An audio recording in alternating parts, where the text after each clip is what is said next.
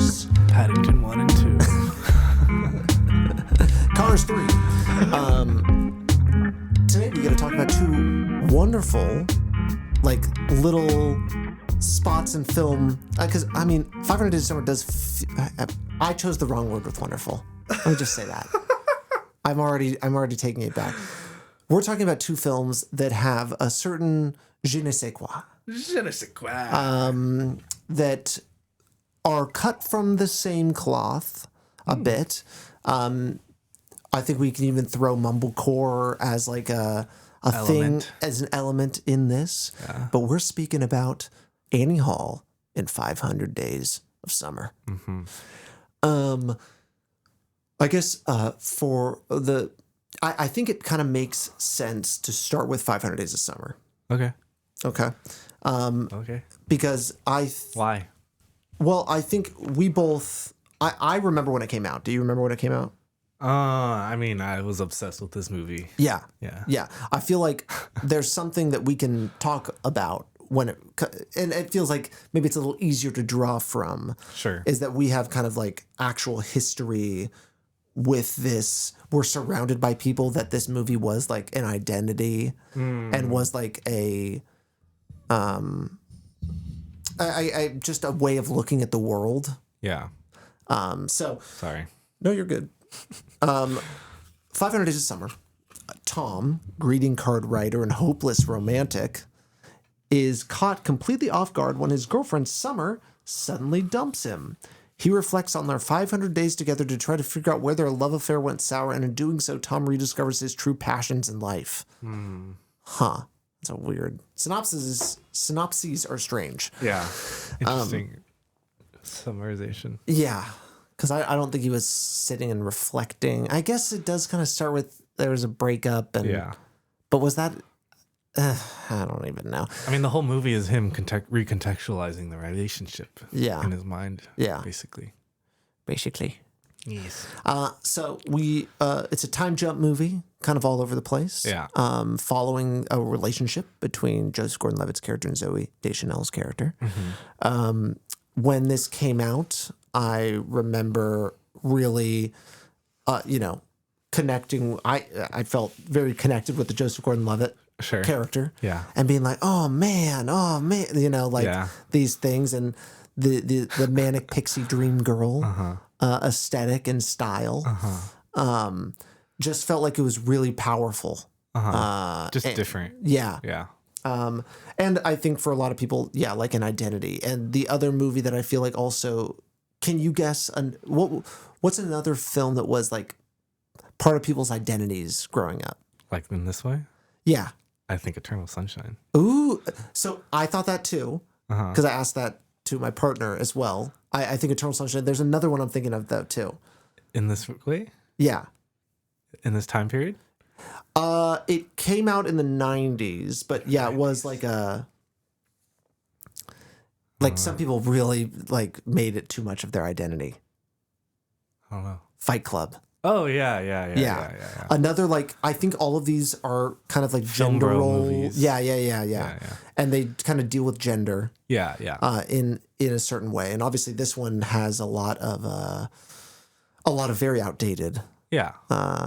Views on these sorts of things and so it feels a little dated when you watch it and in style and tone. Right. But yeah, so now that we've kind of gotten that part out, what's your 500 Days of Summer take? Yeah. Well, I have like a pretty, I've watched this ad nauseum and I've made video essays about it and stuff. Yeah.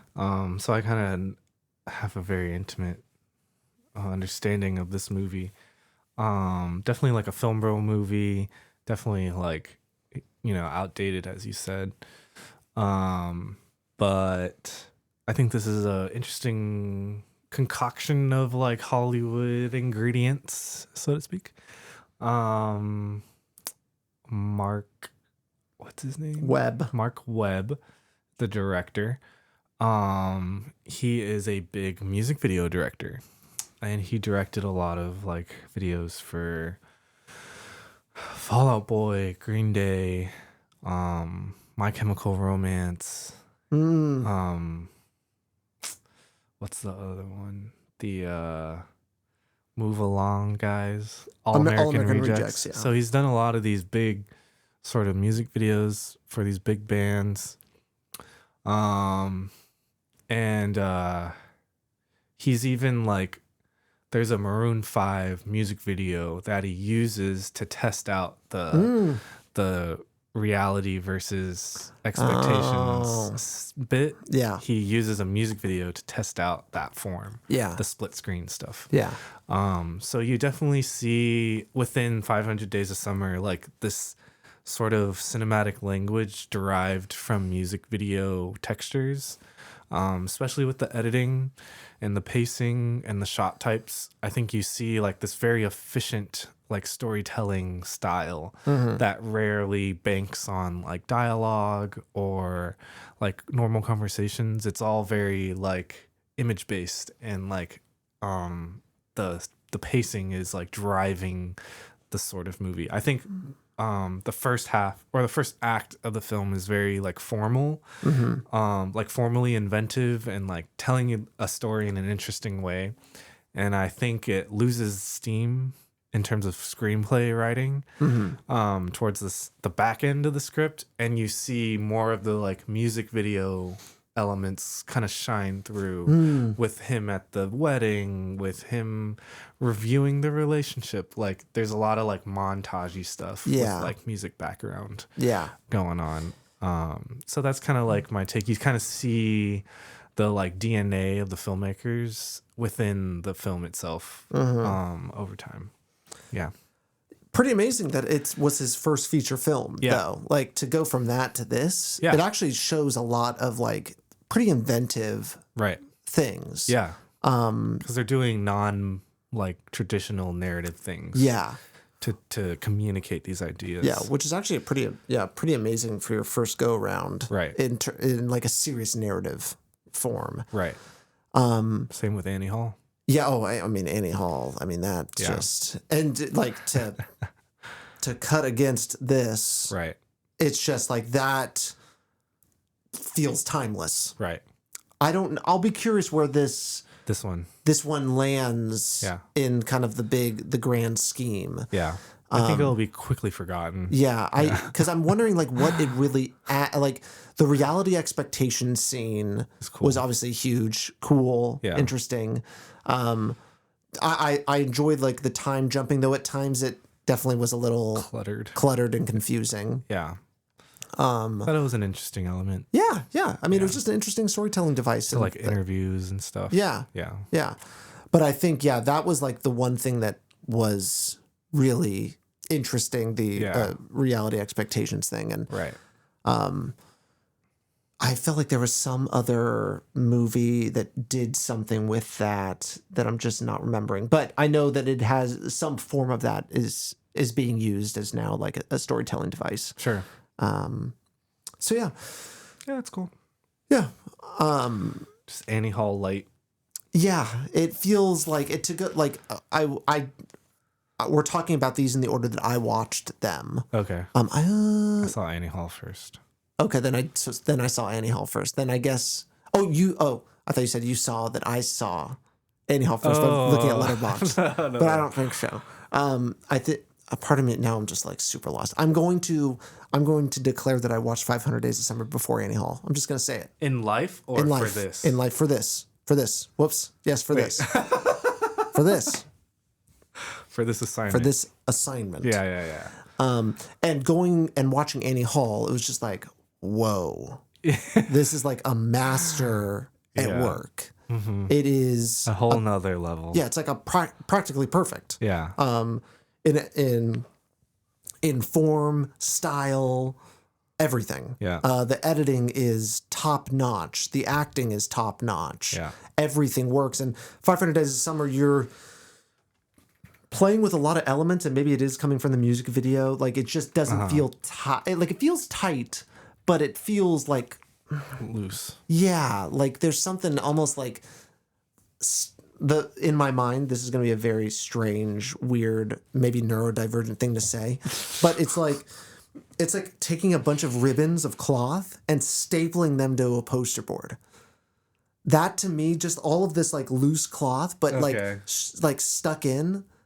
That in my mind is how it feels. Okay, yeah, I get so it. I don't know what I have, what mental thing I've got going on, but that is what happened in my brain. There's got to be, that's like some synesthesia thing. Or Yeah, whatever. yeah. I know. I've always had like something like that. Sure. But so that's how I would describe this movie. That makes a lot of sense. Is a lot of cloth ribbons stapled to on. Poster board or something. Yeah, yeah. With no intention or whatever. Yeah, it's just like, but they're all like lumped together. Right. It's like a billowing bow almost. Right. But it is just like, ugh.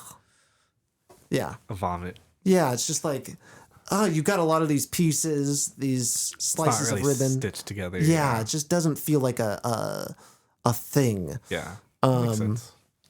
Yeah, because Annie Hall is like a force of nature. Yes. It's like hitting you in the face. It's crazy that it still bangs. Yeah. Like it hasn't lost any. I mean, it definitely, there's some dated like elements at the Woody end. Allenisms. Yeah. I was like, excuse me? What? But aside from that, yeah, I mean, it's just crazy. Yeah. Is there anything specific you want to say about 500 Days of Summer before? No. Well, Annie Hall. Oh my God. And I like movies that have really short summaries, synopses. New York committee. All right, we're gonna try that again. I feel like I've been really bad with words on this one. All right, here we go, folks. New York comedian Alvy Singer falls in love with the ditzy Annie Hall. That's it? That's it. Wow, what a summary. Yeah. It's interesting what has long and short summaries. But that one short. Yeah. I mean basically. It's just about their relationship and his like understanding of it. So this movie deals with or it is doing a lot of very inventive things. That are just, it's still to this day you're like, dang, you're getting caught by it. Yeah. It's really cool. Yeah. It's got a lot of breaking the fourth wall in it, which is I like that a lot. I like the meta nature of it. Freak. Yeah.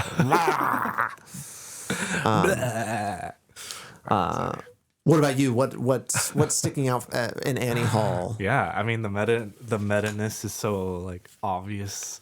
Or so great, so much to chew on, right? Because he's doing it consistently in an inventive ways. Yeah. I think when you look at meta movies, they don't like push the boundaries of what you can do with it. Mm-hmm. And I think he's really like taking risks, being daring with like we're gonna have them walk into frame from like 100 feet. You can't even see them until they're like right in front of you, basically. But we're gonna hear the whole conversation all the way through, like really testing the boundaries of like what you can do with like the filmmaking tools and stuff like that. Yeah. Like quoting a critic in a conversation and then like bringing the critic into the scene. Yeah. Fucking awesome. All these little things are just so funny and creative and inventive and stuff. I definitely love like the spirit of it. Like it's just so energetic and alive, the way you want a movie to like jump off the screen. Yes. In a lot of ways, like it really feels like it's involving you in this like experience, you know what I mean? Yeah. Like your fascination with the form is almost like adding more value to what the movie actually is, you know what I mean? Because it is very just like simply presenting these ideas. Mm-hmm. It is very new wave, you know what I mean? In terms of like the stylization and like the world building. It's not like doing anything crazy, but the way it's formulated from a camera standpoint, from blocking, from performances, all these things are like breaking the rules of what you think movies are supposed to do and stuff like that.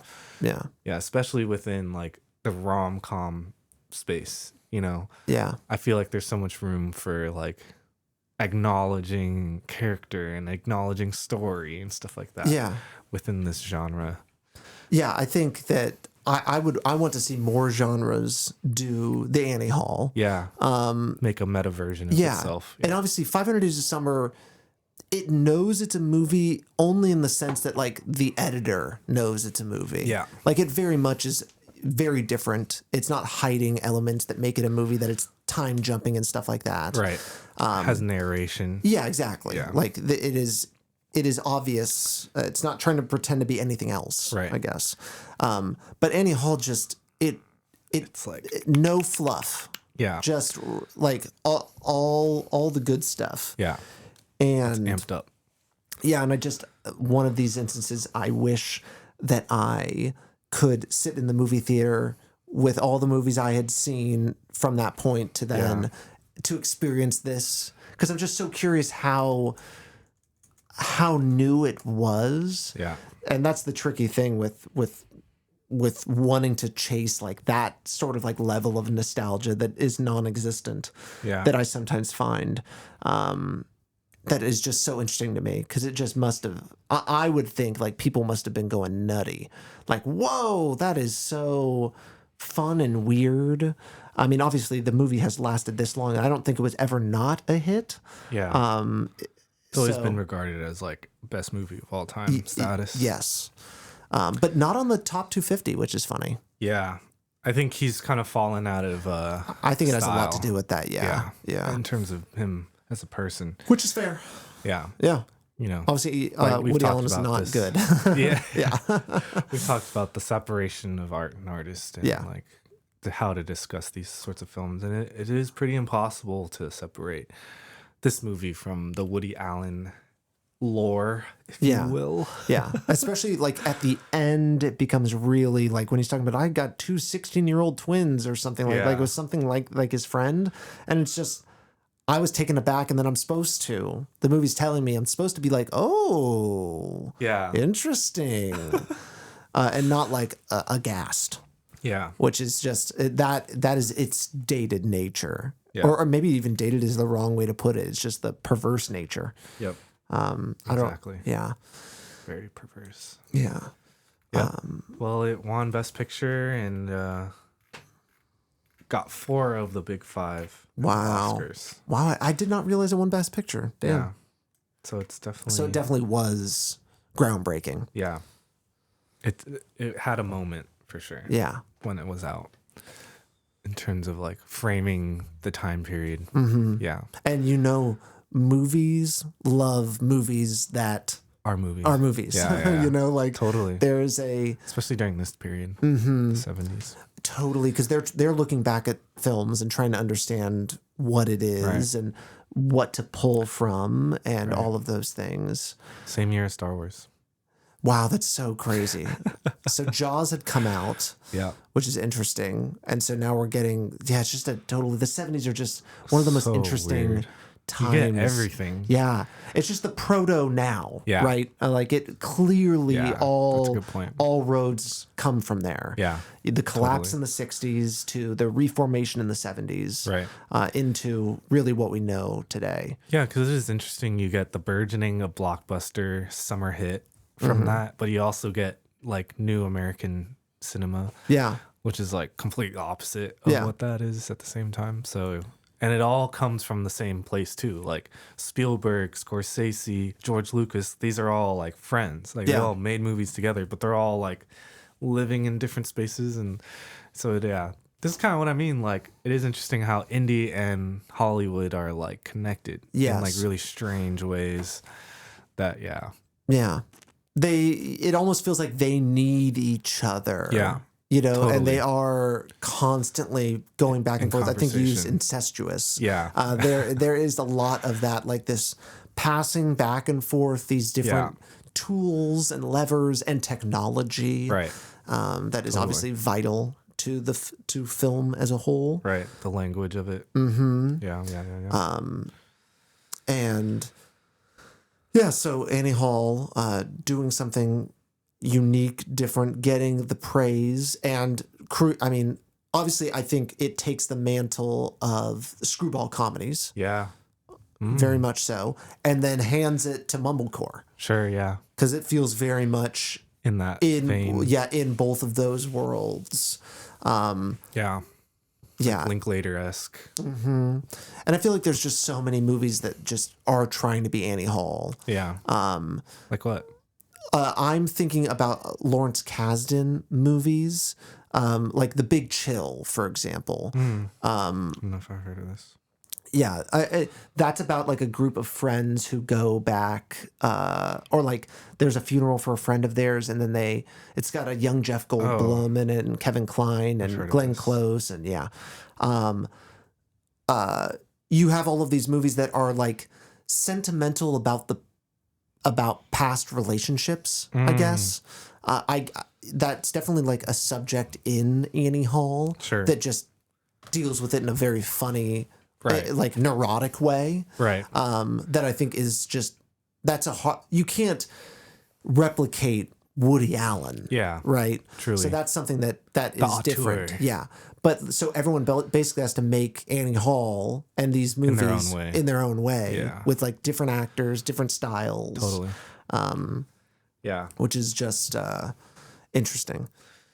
I had something and then I forgot. That's the way it goes. Yeah. So let's tie some stuff. Yeah. Let's tie some stuff together. So 500 Days of Summer, Annie Hall. I should have asked this at the beginning. Why these two for you? Yeah. Because you put these two together. Yep.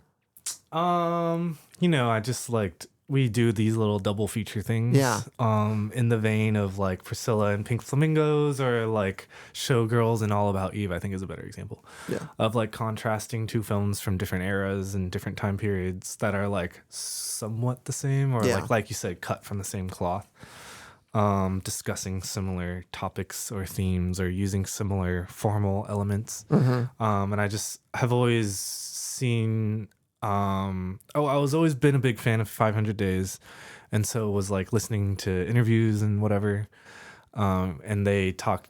I think during press junkets, it's easy to relate Annie Hall to this, or it was just like an easy thing to point to. So it's done a lot. Like people were pointing to that. People have always like suggested the like association between the two, and then the writers have always said like, it wasn't a direct influence, but it's definitely there. Like it's hard not to.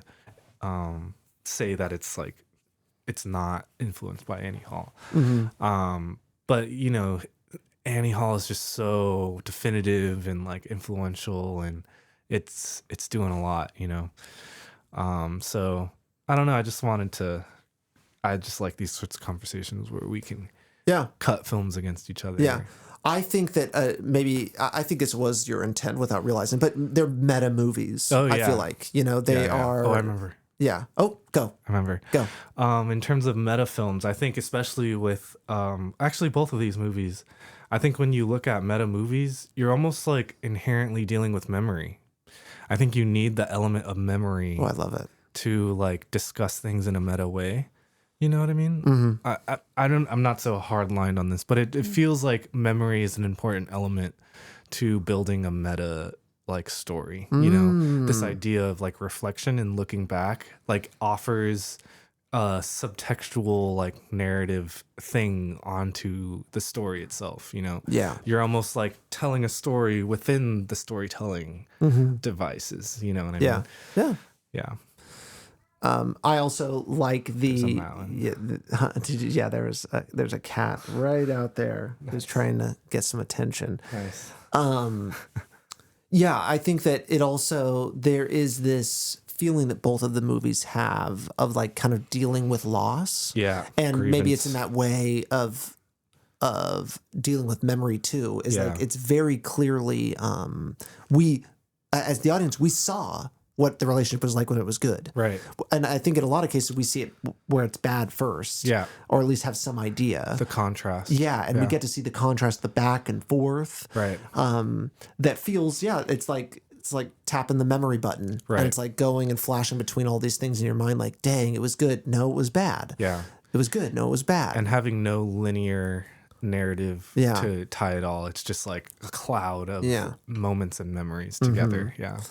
I think that what I liked about the ending of Annie Hall over 500 Days of Summer, 500 Days of Summer felt like it was trying to say like, okay, Joseph Gordon-Levitt, he figured it out. Like, he figured out, like, he needs to follow his dream. Like, he, at least the way I interpreted it, didn't really feel like he did anything wrong at all. Like, it was kind of like, oh, it was Zoe. Like, it was I think he Summer. assumed a lot out of that relationship. Yeah. And, like, ignored a lot of her, like, she was, like, communicating these things in terms of, like, boundary and, like, expectations. Do you think he got that by the end? That he understood? I mean, maybe in his own special way, but I think there was a lot of growth, I guess. I don't know. I don't know. Like, I definitely just left being like, it felt like he's about to have the same problem with his new girl. Yeah, exactly. Like, he's got a new job. Right. Okay, that's what you mean. Like, did he learn anything? Yeah, I don't think he learned anything. Where, like, Annie Hall, it felt like Woody Allen learned something. Yeah. Like, there's some growth. There is some growth. Do I think he's going to have hijinks? Yeah, I do. He's gonna but I feel like that relationship was a bigger, more vital, important one than Summer was in Tom. Some ways to Tom. Totally, I can agree with that. Yeah.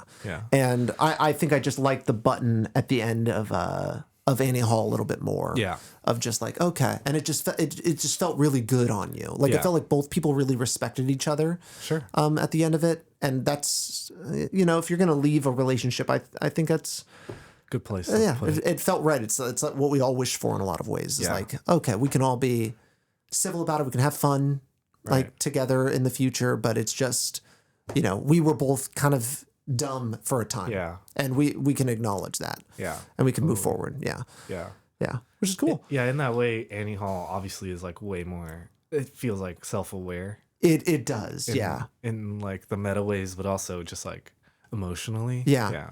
It feels like, and maybe this is a Mark Webb thing coming through, but it felt like this was a young person trying to make a movie about this. Right. And like, totally. And it had that very like bro-y sort of thing going on. Right. Where Annie Hall, for whatever Woody Allen, whatever he was in his 30s when he made this. I think. Maybe that was a helpful thing, but he at least knows what something about a relationship and like the ebbs and flows of it, that it felt super real and natural and the emotional truth is there. Yeah, very interesting lessons to be learned from that one. For sure. Yeah. I can agree. Anything else? No, that was good. Nice little tight one. Nice. Was that under 30? Under 40? Yeah, this is under 30. Under 30. Under 30, folks. Oh yeah. So congrats to you. You made it. Finally got one. Yes, we've been trying. It's hard, you guys.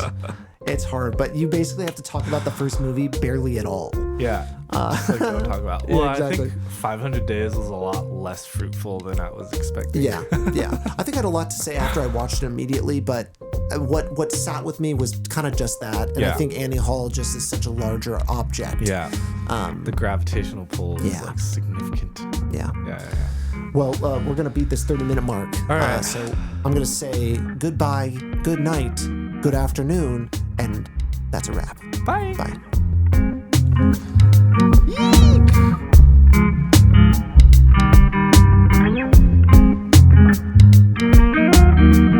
Wind Reel in Print is a podcast by Salad Brain Productions.